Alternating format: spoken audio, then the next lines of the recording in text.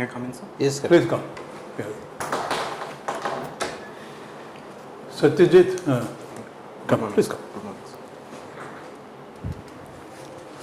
This is the second time, Satyajit?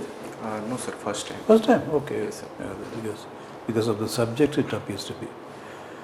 Electronic machine network theory and renewable energy. So, Satyajit, straight away, in transitioning from the conventional energy to the renewable energy, are we transitioning well, Satyajit, or we are tardy, we are slow? Sir, from transitioning from renewable to renewable energy, from Yeah. traditional energy, Yeah. I would say we are We are at on good track? pace. We are on track, Yes, sir. or rather slow? We are on track because currently, in terms of renewable energy production, India has achieved its target. Self-determined target, Yes, sir. is it? By 45%, which was there for 2030, India has achieved in Very 2022. good, very good. So we are well on track. Yes, sir. Nothing to worry. We are not lagging behind. No, sir.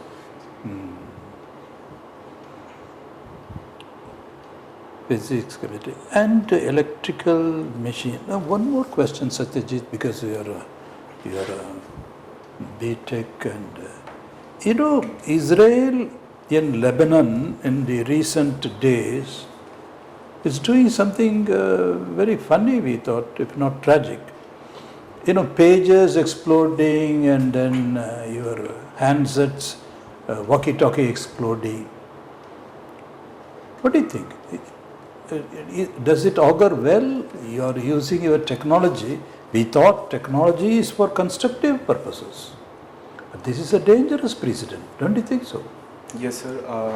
As you mentioned, it is dangerous. Like with every invention that comes for the betterment of society, there is also danger lies behind. Like Yeah. it can be utilized in a wrong way. Even if a pen can be used in a wrong way, which is for betterment of society. Likewise, the pager which is being used at today's time, drones and surveillance systems and pagers, all these systems which are being used from distance areas. So no direct warfare is involved, no loss of human No, lives. you are right, absolutely, Satyajit. But our worry, our concern is, it's all right, even if you say using technology in war, because they say all is fair in love and war. But then this is, see, we are using gadgets everywhere, civilians, India also, civilians using a technical electronic device for innocuous purpose, a day-to-day life. Yes, there is a war, that's a different thing. But then civilians in their ordinary electronic device, you take them unawares in a coordinated action, they explode. It has its ethical dimensions also, and the wrong use of technology. And in this context, the breakthrough technology, artificial intelligence, I mean, if this is the kind of use that you are going to make, then it's a suicidal tendency and trend for the humanity, isn't it? You start today, then this is not a best practice, and another country will follow. And mind you, this is the civilian population. Yes, sir. As it has been started, the warfare has been started. It may happen that it can transcend to other countries as well. Yeah. So supposing I am using, everybody using a mobile. Tomorrow it explodes, and in a coordinated position. And this is only the beginning. Then artificial intelligence. You can't imagine the scale. Sir, the recent issue in pager has been that it was not rooted in a very civilian, or the root normally comes for our mobile phones, like the certifications, the normal route which is being followed. Here, do we understand, therefore, Satyajit, that our smartphones are proof against this kind of a mischief? In a From sense. hardware perspective, we can say like all the certifications are being done by the government agencies before it lands in India. But So in from that sense, we need not be alarmed about this. we should be alarmed, but necessary actions we need to take care. Learning from the pager incident because Okay, good, Satyajit. Now going back to the recent, the Prime Minister's visit and then US happenings there, General Assembly. Yesterday the US President addressed it. yes, So, and there was a talk about reforming the Security Council also. yes. So what are your thoughts on reforming the United UN Security Council?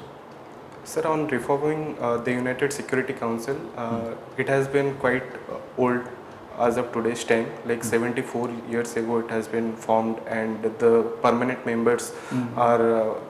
One of them, sorry to interrupt you, one of the speakers described United Nations has become dysfunctional. He used a very strong word. Being a political science scholar that you are, Satyajit, would you agree that practically for all practical purposes, United Nations has become dysfunctional? One single word. I think it was Turkey had gone, he used the word dysfunctional, and you have become spectators. In Help. my Yes. in my view, sir, it is not dysfunctional in every aspect. But if you look into the recent warfares in last 10-20 years, like Israel-Palestine war and even Russia-Ukraine war and many other conflicts, it doesn't have a very concrete solution. It has not been provided. In terms of, if we look into G20, G7, BRICS, in parallel they are working better than this United Security Council. Good. This is been seen as just a platform to showcase that we are in support or against of these. So therefore, Satyajit, you seem to agree with us that it has become a talking shop. Sir. One platform, everybody comes and then talks, lofty ideals, very lofty, high ideals, and go back home. Nothing happens. And as you said, smaller bodies are more effective in their own way. Yes, sir. And then the Turkey president also mentioned while in the talk yesterday, it's high time that we provided some teeth. At least the United Nations should be able to protect these, like Gaza, the innocent people. He was mentioning about a girl who was caught in the debris for 6 days. He says, we are boasting about high science technology, but a girl was there caught in the debris for 6 days. She was crying out for help. We could not help, and she died. So he was suggesting it is high time that we provided some teeth to the United Nations so as to protect these vulnerable groups like a Gaza Strip and this thing.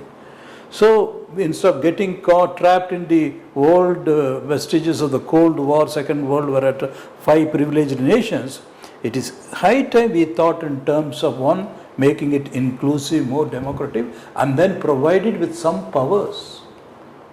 Yes, sir. At least to protect this thing. Yes, sir. Sir, like Israel and Gaza war is happening. Like when I would take the example of Russia-Ukraine war, when Indian students were being trapped there, India talked to both the countries, and there was ceasefire for 4-5 days, and they were evacuated. Excellent, yes. Such things should be done at Israel and Gaza. Civilians should be rescued, and UN should take prime steps in regard to this. And all other countries like USA, like Russia, they should come forward, like who have better say at international level. Even India can do that. And people should be evacuated. Very and good, rescue very missions good, very good, Satyajit. I don't know whether you have had time to look up today's papers. It talks about a UN document where they say it should be the Security Council or UN, United Nations itself should be more representative, inclusive, effective, efficient, and accountable, democratic. What do we mean by these adjectives? A number of adjectives I saw in the document. inclusive, efficient, effective, transparent, democratic, accountable. Do we mean to say, in other words, the veto power should go away? They say it as a legacy of the world wars. 5 people, 5 countries, privileged countries having the veto power. It is anything but democratic, anything but inclusive, anything but accountable, if we look at in these terms. So as a very keen scholar of, do you think it is high time we did away with this veto power, which seems to be a vestige of the World War, the Cold War? Sir, I think reforms should be done. Like for democratic needs in every country, democracy is a majoritarian thing. If it is more than 50%, it should be accepted by all the members. Likewise, it can be taken up by the United Security Council. If majority of power agrees to something, all other powers should a collateral, and I am done with you, Satyajit. Very brilliant you are. So, and therefore, are we slowly gravitating to a global government? Is it possible to conceive, if not in the immediate future, at least in some conceivable future, a global government, a global with global powers, empowered, not a talking shop as it is now. It appears to be a global body, a global governance with globally, I mean, is empowered to enforce its resolutions. Now they are only resolutions, hundreds of them. A body which will be able to enforce its resolutions, whatever they are. Do you think it is conceivable? In my view, sir, agencies or corporations like United Nations, that can be conceived. But in terms of global government, in my views, it may not be possible, because international relation or the whole world is a playing game for all the countries, and every other country wants to be a superpower. And as Francis Fukuyama, one of the greatest political scientists, who have said after Cold War, it is time for the conflict of civilization. So there are 7 major civilizations in the world who will try to have their own say and to become a superpower. Like currently in last 20-30 years, China is trying to be a superpower. So in this way, there will be conflict will be more. It may not be possible that one global government we can form unless until we have some breakthrough in space science and we discover some other interest out of this world. Until then, I believe this world may very not interesting, be very interesting. So just one offshoot, I am done because I am tempted. Because you use the word breakthrough. Now people say this artificial intelligence itself is a breakthrough technology. It's also very interesting you mentioned space technology. Now the frontiers are opening up. Not even the sky is not the limit now. Yes, sir. And because the space seems to be limitless. So if there is artificial intelligence is a breakthrough technology with limitless possibilities, and then colonizing the Mars, etc., colonizing the space, why not? When all these differences in the age of internet and other things, when even artificial intelligence is supposed to overtake the human intelligence and even overtake the human beings as a race, why not? Yes, sir, it is possible. Like artificial intelligence is a product of Industrial Revolution 4.0, and artificial intelligence has just begun. It has a lot to come. Like super intelligent Elon Musk and other scientists have mentioned that it can also go wrong if you not start getting deeper into it.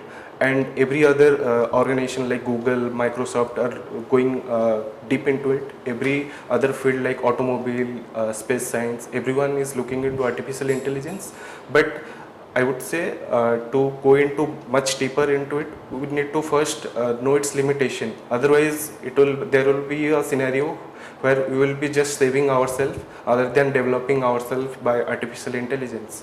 So much needed research should be there, and every other country should come at one place. Technology sharing should be done, And in this regard, one convention should be there to regulate all these things, because in parallel to the civil society, the government, the state, there are also terrorism and other multiple players are there who can take it into some different way which can be dangerous Thank to you, society. sir. Okay, Satyajit.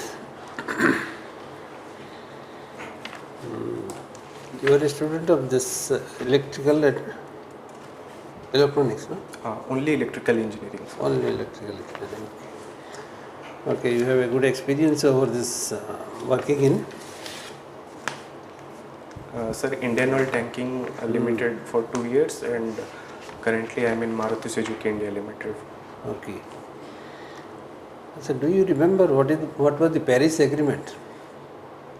Yes, sir.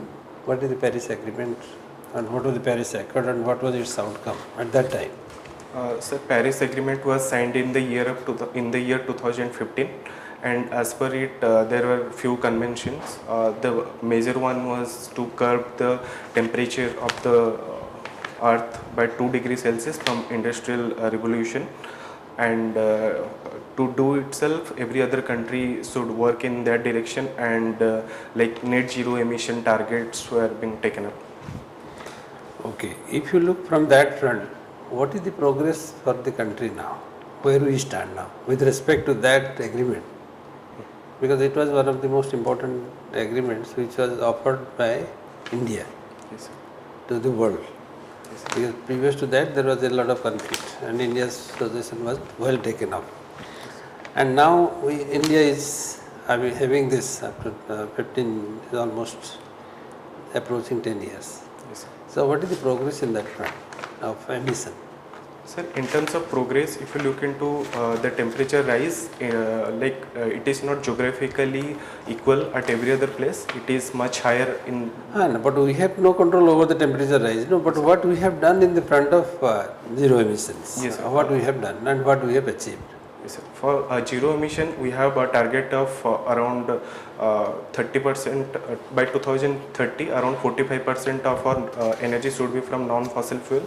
So we have achieved that. Around 200 megawatt of energy is being produced from non-fossil fuel, and in order to do that, we have also taken up EV transformation, like FAME India policy and PLI scheme for automobile we have taken up, and including to that, India has formed Indian Solar Alliance, and there is also Mangrove Alliance has come up in order to it helps in carbon sequestration. So Okay, but do we have the significant contribution in carbon dioxide emission reductions through our efforts in non-conventional energy sources? As you say, the statistics. Is it really happening? yes, sir, I would say it is happening.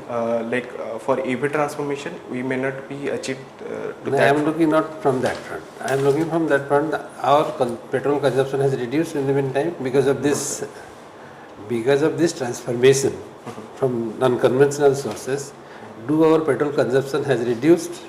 No, That is sir. my question. Petrol consumption has been increasing, and Yes. also it will. India will be the topmost user of oil And then by what, 2030. then what is the ultimate objective of gaining? If we produce so much of non-conventional energy now. But ultimately the consumption rate has not decreased. Sir, due to a large population of India, the requirement is going higher and higher. It cannot be curbed, but we can replace those requirement with renewable energy. So we can and we are trying, but we have not yet been able to achieve it. Because the present current need is also scaling up to such an extent that whatever that we have done is a very minimal in this. So all our sources which are supposed to pollute, like coal, petrol, diesel, gas, all these things, yes, sir. and its consumption has not been achieved Yes. to an extent as we desire. Although we have added this much, that means we need to move much faster than this Yes, sir. if we want to play a significant role. But we can say that yes, we have been initiating, we are taking a step, but we do not know where the matter will go towards. Okay, we will go to another question. You are a student from Raulkela, no? Yes, sir. You happen to be from Raulkela. What is the problem with this present day production of iron steel In Odisha, in Odisha and in country as a whole also, where we are standing? We have started this iron steel industry long back since 1950s. We started with Tatas, then Vilai, then Raulkela, then Sondurgapur, then Banpur, then so many we have. But still we are not been able to meet to our local needs. And simultaneously also for an exportable surplus ore that we are producing, we are not capable to make use of it. How do you look to this enterprising? Although we have raw materials, we are not capable of taking advantage of this. Sir, as we have started long back, but at around only PSUs were the players, and Tata was only there till 1990. After that, JSPL, JSW, and all other players come into being in steel industry. And before that, the PSUs were lacking because of there was not that much of requirement is there. Production was higher and requirement was lower. And in terms of variable of steel like silicon steel, all other steel for pipeline, for petroleum industry, all those needs were quite lesser because industrial changes were going in very less pace. But after 1990, I would say the production or the requirement has gone up, and like major industry has also been there in Odisha itself. JSW has one of the greatest blast furnace. Right now, in Kalinganagar, Tata has also scaled up its production, and Nippon Steel is also coming up at Paradeep, which will be the largest steel plant in Odisha and even in the world. And I would say from the export point of view, the raw material for steel production is coal. So in India we do not have that much good quality of coal available. We import it from Australia, New Zealand. So for that the rate is quite higher. In that term, USA and China are doing quite well in comparison to India. So India needs to scale up its production as well as requirement. Also it should look forward to export it for other countries. So that means you mean to say that we don't have adequate raw materials to support to this iron ore industries? In terms of coal, because you need the fuel to, that is the energy, that is the source of energy required for that. Industry is not sufficient for which you have not been able, not capable of actually, sir, making sustainable use of. In iron ore we need coal to mix it and make it steel. So we need good amount of good quality. Now we don't need coal to mix it up, we need manganese to mix it up. Coal is required for the burning of the and melting of this iron. Iron ore has to be melted. So you need a lot of coal to burn.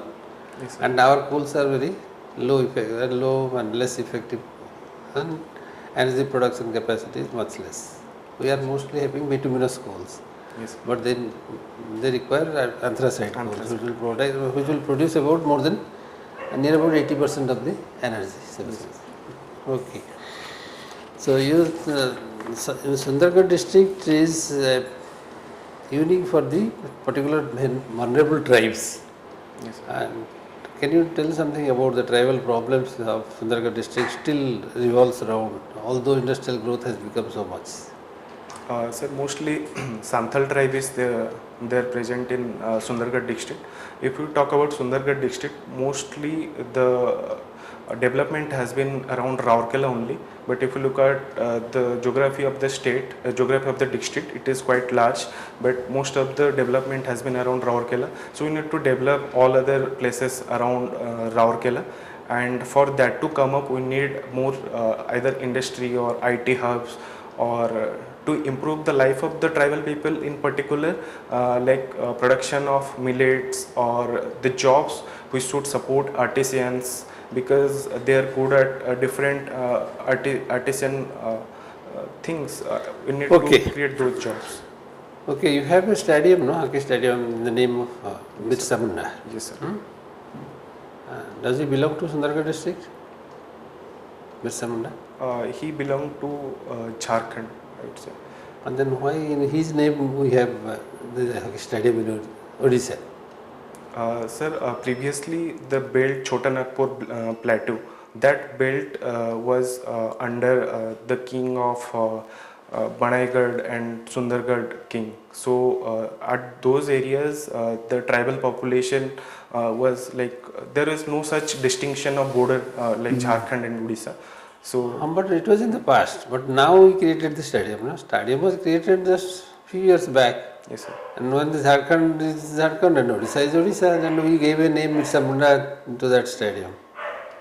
As Birsa Munda is a prominent leader and a talking person in that area. People believe in him, and the stadium is built to cater the need of the people, to inspire them to take up sport, because hockey in Sundargarh especially, it is mostly popular in tribal belt. So the tribal people are linked with Birsa Munda. So if you name it in Birsa Munda, it will inspire them to come What out. was the role of Birsa Munda for which he is remembered?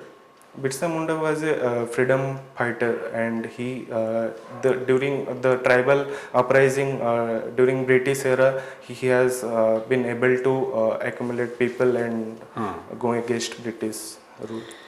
Okay, you have in Sundargarh, the coal fields are named as Mahanadi coal fields or Gondwana coal fields. What is the name of the coal fields which it's carrying?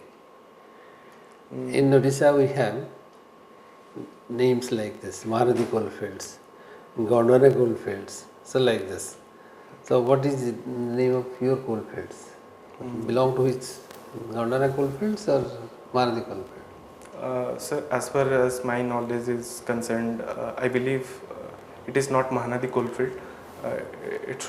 It is in some different name, but I cannot recall right now. It's Mahanadi coal field. Okay. All your coal fields are under the Mahanadi coal field because the Eve river is a tributary of Mahanadi. So all the coal fields in your belt are categorized under the Mahanadi coal fields with headquarters at Sambalpur. Okay. Try to know this. But the coal fields which are in Madhya Pradesh, they come under that Gondwana coal fields. Okay. Then number 2, we will go to the last question for you. Your hobbies are creative writing. What do you mean by creative writing? Sir, Introspective writing. Introspective writing. So introspective writing is a form of writing for self-help. Like as I am also working like 5 days in a week from 9 to 7, I Can you cite a book, for important book and its writer on introspective writing?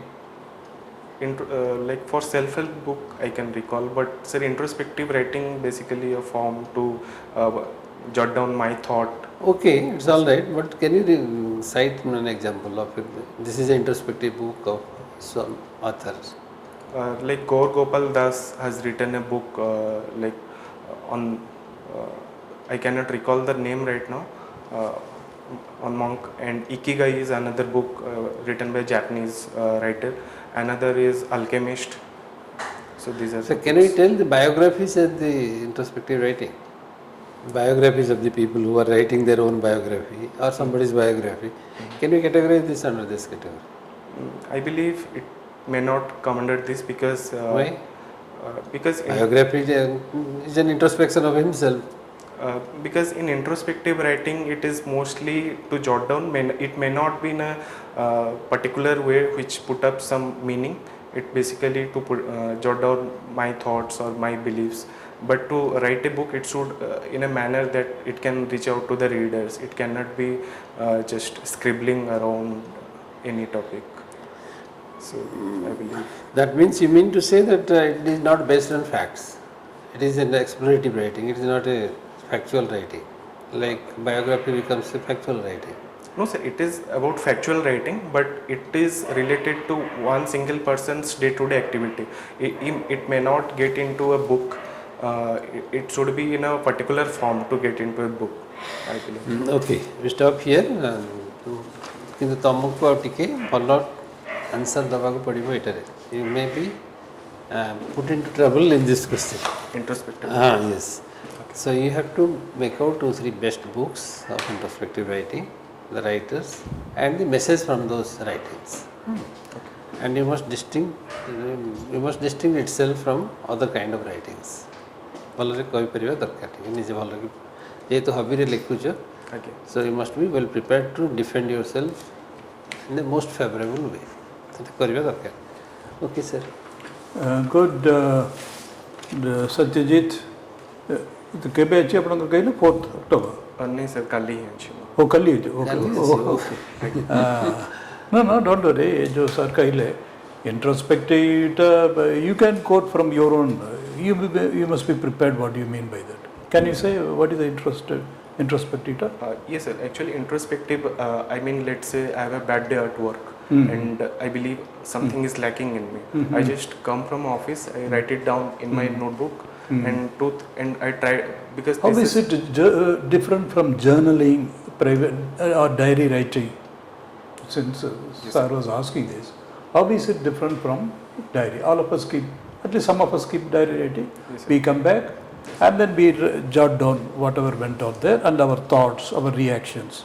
We reflect upon that.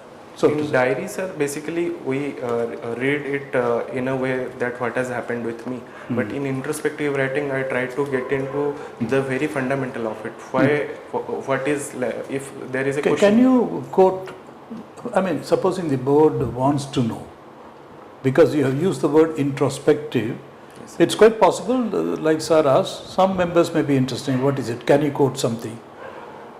Can you say something more on your own writing, or can you give examples, illustrate it? Example could be, sometimes I believe I may not be, like I am preparing as well as the job. Sometimes I have a belief that I am not doing justice to my job. So if I have a bad day at work, I feel that maybe I am preparing that way, I am not doing justice at my work. So I So put it up. you can perhaps, if the board is interested, you can say, yeah, I come back and whatever thoughts arise in the course of the day, I jot down the thoughts and then my own reflection upon that, my own emotions on that. That way you can explain it. And supposing you are not able to quote some authors also, you can say, sir, sorry sir, I will not be able to, and stop it there. Don't worry about it. Okay. So Satyajit, nothing to worry. You have come across as a, and then a systems engineer. There's a lot of depths, conceptual clarities there. But yes, there can be some gap, don't worry about that. Then you can just pass it over saying that, sorry sir, I wouldn't be able to. So if it is factual. Yes. If it is a little analytical, then you can give your perspective. And then when you find that that's all you have to say, then you can say, sir, there's nothing more. Go on to. In cricket analogy, it's like a ball, you are going to hit the ball or let it simply pass, save your wicket, that kind of analogy. Yes. Okay. So you will do very well, Satyajit, nothing to worry, because you are a systems manager, electrical topper, nothing to worry. Just brush up on these things if you feel like, otherwise don't worry. Because too much trying to fill in the gaps also can, that can make you tense. That should not be the frame of mind. Tomorrow, what time? Morning? Sir, second half. Second half. Yes, sir. So, this is your first exam, Satyajit? Yes, sir. Hmm? First interview? First interview. Oh, you must have done your PSR well. Yes, sir. Hmm? Yes, sir. What is the dress order? Which dress you will go in? Sir, I will put up with a coat and pant and white shirt. So it's a wonderful personality, Satyajit, nothing to worry. There's a lot of depth in you and you are able to think ahead, and that, so you will do very well. Okay? Okay, sir. Okay, any questions from your side? Sir, from look and appearance point of view, is there any feedback? Right, take it. This is all right. Absolutely all right. Absolutely. You don't need anything. You are well up. But probably when you said that the coal is needed in the making of steel, that was a slip up perhaps, isn't it? Slip up. Sir, I will again check because I have. Coal is No, not no, mixed coal- with- coal is- coal is used to burn the furnaces. That was a slip of the tongue, I guess. Otherwise it was a brilliant performance. Very well. I mean, you are able to engage the board at any depth and any length they want. So that's a good thing. Yes, there is bound to be some information gap, Don't worry about that. That is bound to Same. be You got a full LM, you need not bother. So The that's kind not, of sir- running, it is I'll read going up, as a sir. running answer. So And that is arbitrary. You should be able to smile and say, sorry sir, I don't know, I'll read up on that sir, thank you, like that. Because you are not expected to know everything. Yes, Okay. All the best, Satyajit. God bless you. God bless. Thank you so much. Okay, all the best.